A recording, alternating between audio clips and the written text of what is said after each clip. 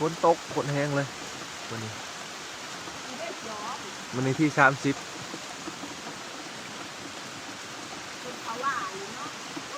เดือนเก้า2025ฝนจับถึงก็ว่า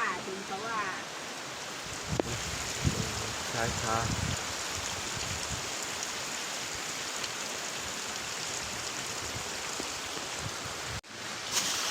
จะทำยังไงวะอย่างเรากินกุ้งมันมีหลาใครไม่กินแล้วแต่เวลาไปยามแล้ว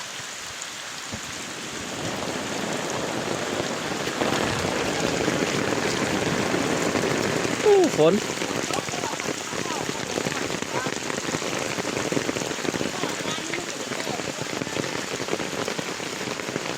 แห้งเลย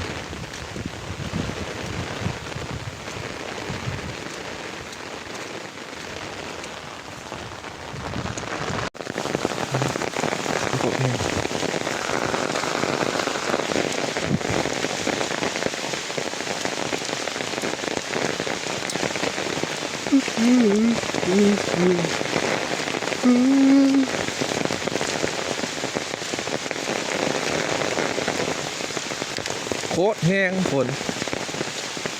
โคตรแรงเลยแบบ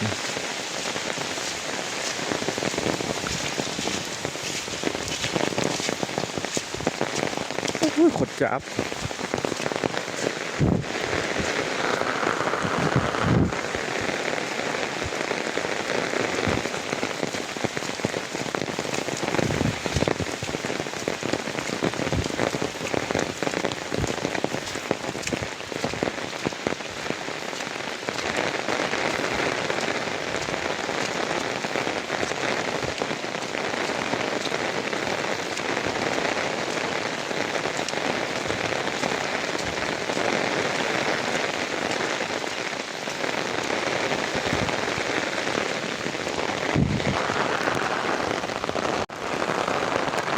ใจว่าทางนั้น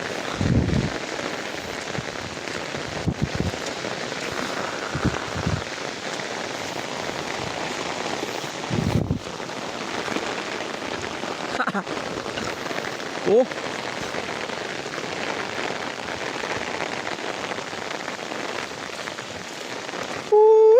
พอได้อีกวะกระปูกินมาแล้ว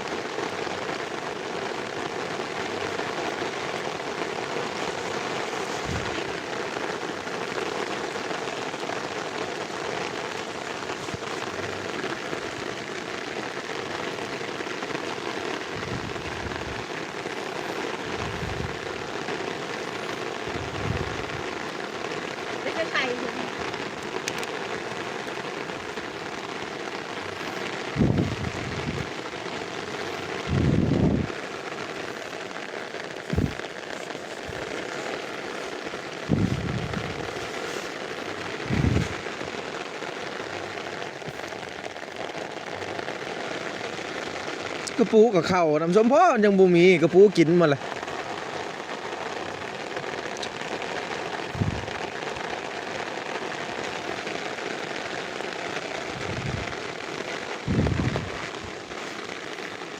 เบิ้งสิเอาหัวกระปูนี่ไว้ใส่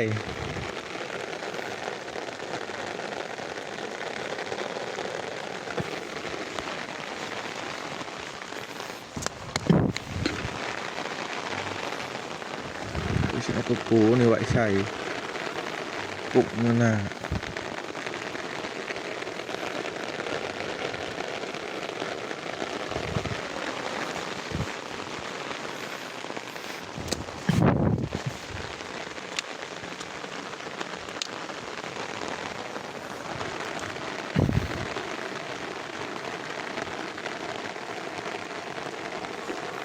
จะได้ว่าเจ้าคือบุลงย่ออยู่ห่วยใช่ลูกบุ้ยคน อุบหัน เจ้าลงกับแม่เท่าไม่เท่าเสียงเห็นไหม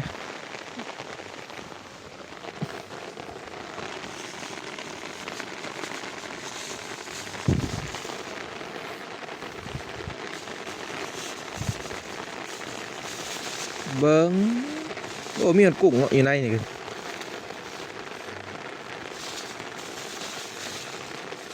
ก็จะเอากระปูนี่ไว้ใส่ไปเขาไปกินบอก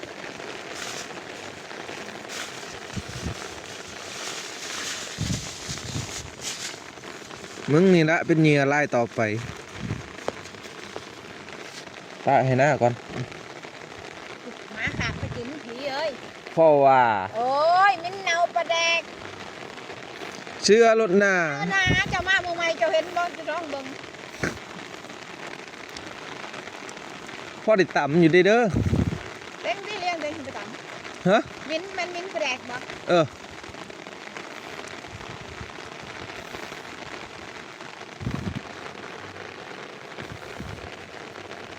เดี๋ยวบ่อนขายนี่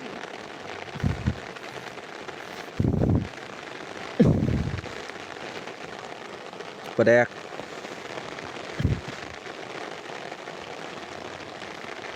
เรื่องเหม็นก็เหม็นแหล้วใส่ปลาแดกวันน่ะใส่กระปูยันถึกหลายกว่านี้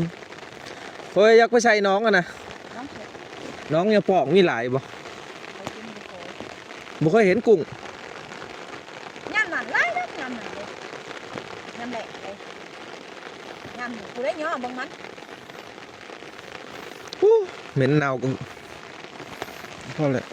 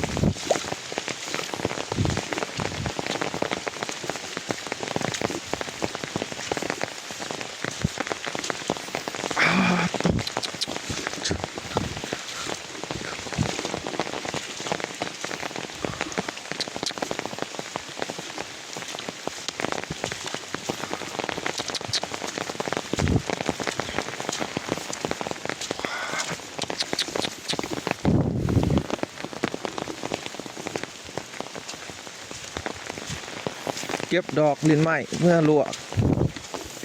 ดอกใหม่ๆฮักกะหล่นมันขึ้นนี่มาจากสีหลอก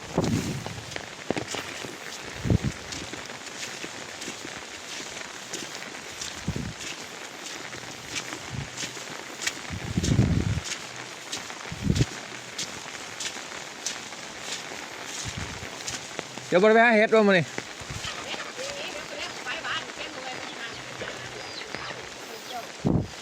เดี๋ยวเบิดคืนเลยจะ100ไม่เท่าใหญ่บอกฉันว่าเขาบ่ใช่พวก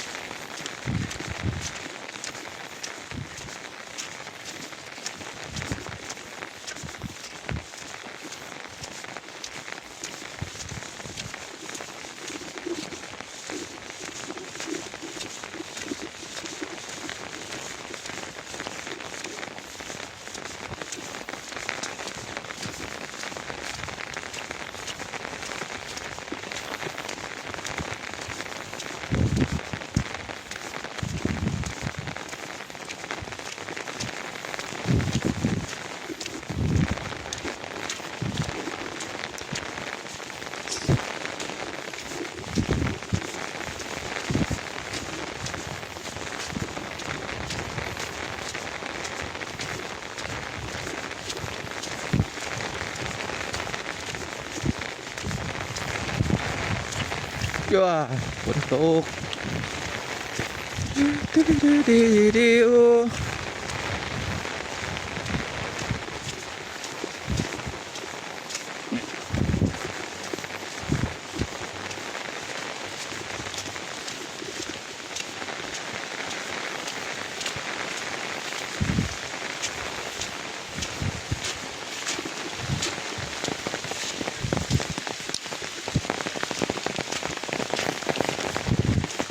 เอา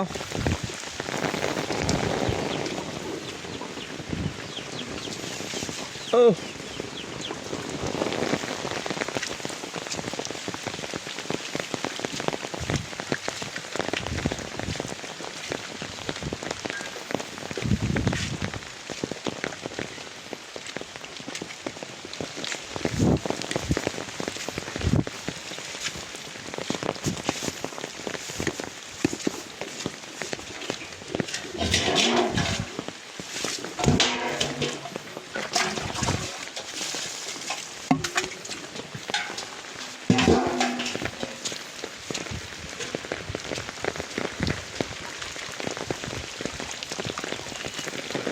ขึ้นมาได้เรือน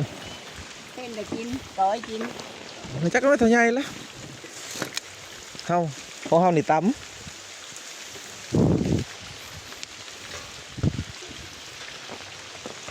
เดี๋ยวคนไปหาปังน้ำก่อนมะกอกบ่ตำใส่มะกอกบ่